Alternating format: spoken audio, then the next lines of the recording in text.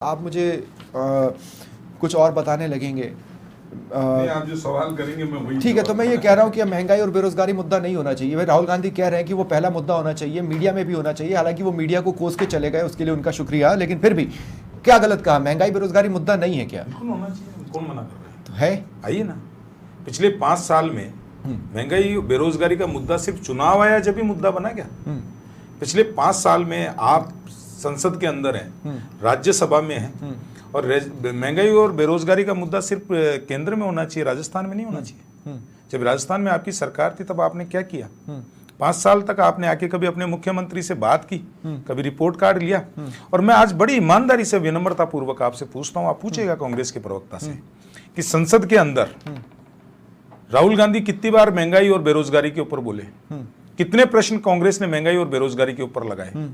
कभी नहीं लगाए। कितने ये आंदोलन? मणिपुर के ऊपर बात करने के लिए नो कॉन्फिडेंस मोशन लेके आए थे।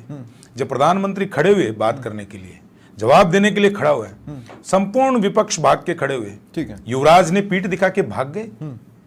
करते बात, सामना करते, बहस करते। संसद है देश के अंदर, हर साल चलती है ना। वहां कितनी बार आपने महंगाई के ऊपर बहस की, कितनी बार बेरोजगारी के ऊपर बहस की? आपने नहीं की है बहस, कोई नहीं करना चाहते। आपने सेल्फ इनिशिएट सिर्फ और सिर्फ इसलिए सेल्फ इनिशिएट क्यों नहीं हम किया? तो कह रहे हैं ही नहीं, हम तो कर रहे हैं जनता के लिए काम। नहीं, मैं ये और जनता स्वप्न जी केवल मैं बेरोजगारी की बात करूं। मदन भाई 2 मिनट मैं आपसे ये कह रहा हूं कि नरेंद्र मोदी की जनसभाओं में क्या नरेंद्र मोदी महंगाई और बेरोजगारी से कब राहत मिलेगी ये नहीं बोल सकते? देखिए, मैं आपको एक चीज बताऊं स्वप्निल जी, इस देश के अंदर 2014 से पहले 11 करोड़ ईपीएफ के खाते थे। आज कितने हैं? 26 करोड़। और कितने गए, कितने खत्म हुए? 26 करोड़ है ना। कितने खत्म के हुए? बाद भी आज की डेट में रनिंग कितने खाते हैं वो बताइए ना। हाँ। कितने बेरोजगारी के साधन हुए?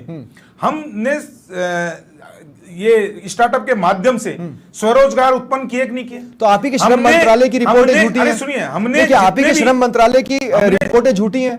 कौन सी रिपोर्ट? श्रम मंत्रालय ने बताया कितने श्रम लोगों की मंत्रालय ने नौकरियां कहा है गई। कि 11 करोड़, लेकिन श्रम मंत्रालय ने बताया कि कितनों की नौकरियां गई। और ईपीएफ के खाते तो आप तो जानते हो कैसे खुलते हैं। हमने थोड़ी खुला दिए, फर्जी थोड़ी खुल सकते हैं। एम्प्लॉय और एम्प्लॉयर दोनों मिलकर खोलते हैं ना। ठीक है, यही होता है ना। सुनिए, मैं तो सिर्फ इतना कहता हूं, वह झूठ की पैरवी करते चले गए, चेहरे से उनके नकाब उतरते चले, अब अन्याय की बात करते हैं। ठीक है। और उनके समय जो अन्याय हुआ उस पर जवाब कौन देगा? आज राहुल गांधी जी